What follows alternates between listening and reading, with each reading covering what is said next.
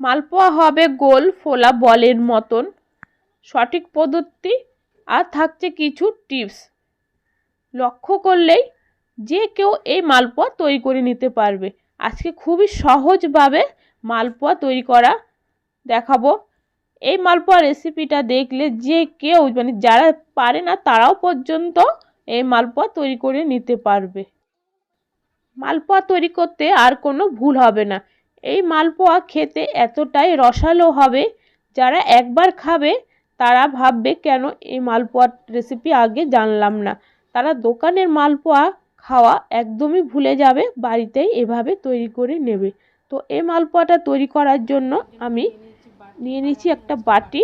আর আজকে আমি এই ছোট কাচের বাটিটাই মেপে সব কিছু নেব, তার জন্য আমি এই বাটিটা নিয়ে নিয়েছি। তো আমি এই বাটিটা মেপে আমি নিয়ে নিচ্ছি ময়দা। আজকে এই বাটিটাই মেপে আমি 3 বাটি ময়দা নিয়ে নেব। 3 বাটি ময়দা মানে এর 250 গ্রাম ময়দা হবে। তারপর 3 বাটি ময়দা নিয়ে নিয়েছি। এরপর ওই বাটিটাই মেপে আমি নিয়ে নিচ্ছি 1 বাটি সুজি। 3 বাটি ময়দার সাথে 1 বাটি সুজি। এরপর নিয়ে নিচ্ছি আমি 1 বাটি নারকেল কোড়ানো। তারপর দিয়ে দেবো আমি এখানটায় 4 চামচের মতন চিনি।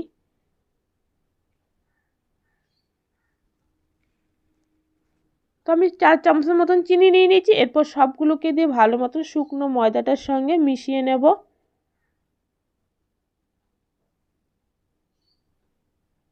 তো সব কিছু দিয়ে শুকনো ময়দাটার সঙ্গে মিশিয়ে নিয়েছি। এরপর দিয়ে দিচ্ছি স্বাদ অনুযায়ী নুন। আর এখানটায় নিয়ে নিচ্ছি আমি এরকম 1 গ্লাস দুধ। এই গ্লাসটায় আছে 200 গ্রামের মতন দুধ। আমি দুধটাকে আগের থেকে ফুটিয়ে ঠান্ডা করে রেখেছি। এখন আমি গ্লাস থেকে একটু একটু করে দুধ ঢালবো আর ময়দাটাকে মাখাবো। তো আমি অল্প অল্প করে দুধ ঢালছি আর ময়দাটাকে মাখাচ্ছি। একবারে বেশি দুধ ঢালবো না, অল্প অল্প করে দুধ ঢালবো আর ময়দাটাকে মাখাবো। এতে ময়দার গোলাটা ভালো মাখা হবে। আর একবারে বেশি দুধ ঢেলে দিলে কি হবে, এর মাপ বোঝা যাবে না, পাতলা হয়ে যাবে, তখন আবার এক্সট্রা সব কিছু মেশাতে হবে। তো আমি এখানটায় 1 গ্লাস দুধ পুরো দিয়ে দিয়েছি। তো 1 গ্লাস দুধে হবে না, আমি আরেক গ্লাস দুধ নিয়ে নেব। দেখুন 1 গ্লাস দুধে কিন্তু ভালো মতন মাখানো হয়নি। 1 গ্লাস সেটা 200 গ্রামের মতন দুধ ছিল। তো আমি আরেক গ্লাস দুধ নিয়ে নিয়েছি। আবারও কিছু কিছু দুধ দিয়ে এটাকে মেখে নিচ্ছি।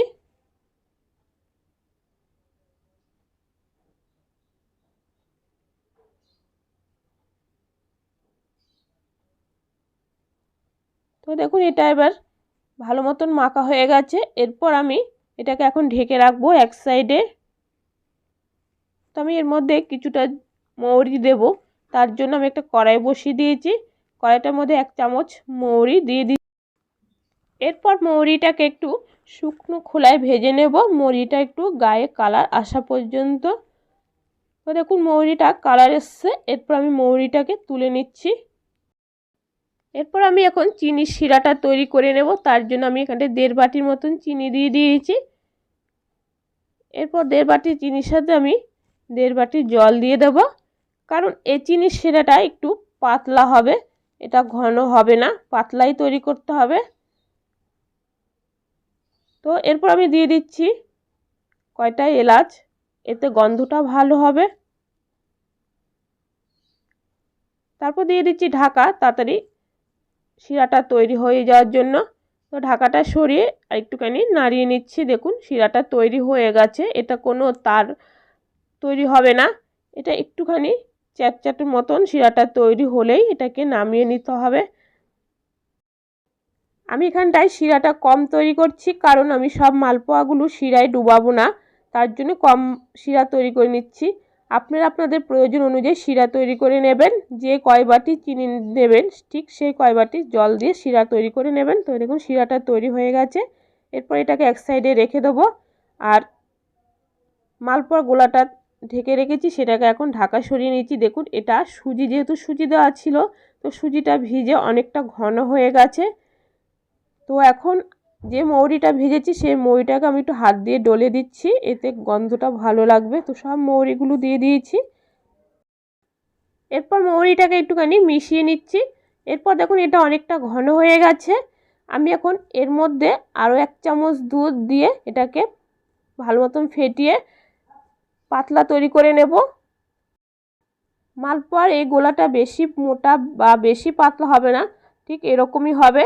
এই গোলাটা ঠিকঠাক তৈরি হয়েছে, দেখুন এটা স্মুথলি কিন্তু পড়ে যাচ্ছে, কোনো কিন্তু দানা দানা নেই। এরপর এটাকে আমি রেখে বসিয়ে দিচ্ছি কড়াই।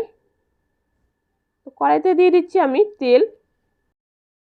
আজকের এই মালপোয়াটা আমি 2 রকমভাবে ভাজা দেখাবো। তো আমি এখানটায় নিয়ে নিচ্ছি একটা স্টিলের বাটি ঢাকনা, সেটাকে তেলের সাথে গরম হতে দিয়েছি। এরকম স্টিলের বাটির ঢাকনা সবার বাড়িতে আছে, যে কোনো একটা স্টিলের কৌটার ঢাকনা নিয়ে নিলেই হবে। তারপর সেটাকে আমি দিয়ে দিয়েছি তেলের সাথে গরম হতে। এরপর যে গোলাটা গুলে রেখেছি সেখান থেকে একটুখানি দিয়ে দেখছি গরম হয়েছে কিনা। তো দেখুন তেলটা কিন্তু ভালো মতন গরম হয়ে গেছে। এটা দেওয়ার সাথে সাথে উপরের দিকে ফুলে উঠেছে, নিচে কিন্তু লেগে নেই। তো এরপর আমি ঢাকাটাকে একটা সাঁড়াশি দিয়ে তেল থেকে তুলে নিচ্ছি। মালপোয়া ভাজার আগে তেলটা কিন্তু অবশ্যই গরম করে নিতে হবে, তাতে মালপোয়াটা ভালো মতন ফুলে উঠবে। তো আমি ঢাকাটার মধ্যে 1 চামচ মালপোয়ার গোলাটা দিয়ে দিচ্ছি, দিয়ে সেটাকে আমি তেলের মধ্যে দিয়ে দিচ্ছি। যখন মালপোয়াটা হয়ে যাবে এটা একা একাই ফুলে ঢাকাটার থেকে উপরে উঠে আসবে। তো প্রথমটা একটুখানি ভালো নাও হতে পারে। তো দেখুন মালপোয়াটা কিন্তু একা একাই ফুলে ঢাকাটার থেকে উপরে উঠে আসছে। এটা কিন্তু নাড়ানাড়ি কোনো কিছু করতে হচ্ছে না। আর প্রথমটা কিন্তু খুব ভালোই উঠেছে, আমি ভেবেছি ভালো হবে না, যেহেতু প্রথমটা একের সময় ভালো হয় না। তো এটা হয়ে গেছে, এর কালারটা খুব সুন্দর হয়েছে। আর মালপোয়াটা পুরো ফুলকো গোল বলের মতন হয়েছে। এরপর আমি এটাকে দিয়ে দিচ্ছি রসে। আমি একই রকমভাবে আরেকটাও ভেজে নিচ্ছি। ঢাকাটাকে তুলে নিচ্ছি আবারও।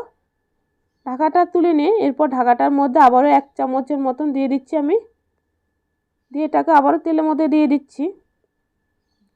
এই মালপোয়াটা তৈরি করা খুবই সহজ।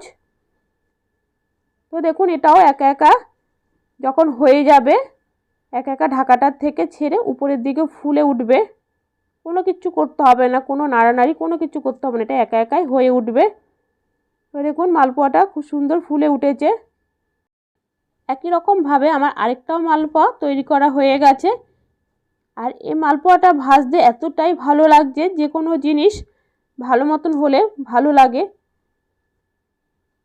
তো আমি এরকমভাবে আর কয়টা ভেজে নেব। তো আমি প্রথমেই বলেছি আজকে 2 রকমভাবে মালপোয়া ভাজা দেখাবো, তো আমি আরেক রকমভাবে ভেজে দেখাচ্ছি। 1 চামচ মালপোয়া গোলাটাকে নিয়ে সরাসরি তেলের মধ্যে দিয়ে দিচ্ছি। তো দেখুন এটাও ফুলে উপরের দিকে উঠে এসছে।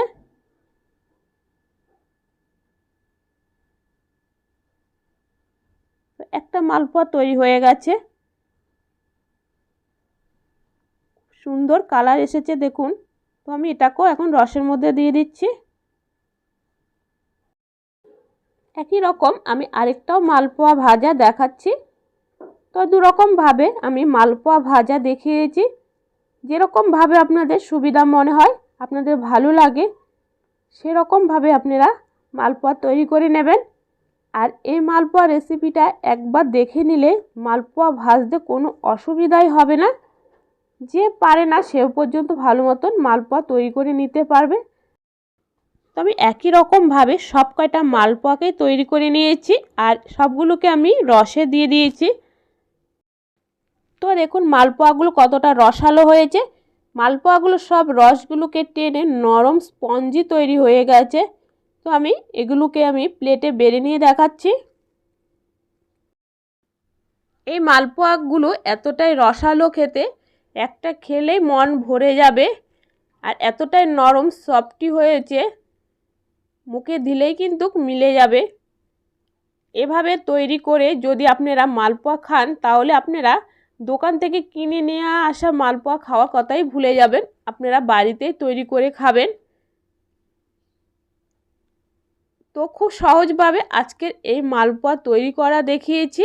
এই মালপোয়া রেসিপিটা কেউ যদি একবার দেখে নেন তাহলে সেও খুব সহজভাবে মালপোয়া তৈরি করে নিতে পারবে, কোনো অসুবিধা ভুল হবে না।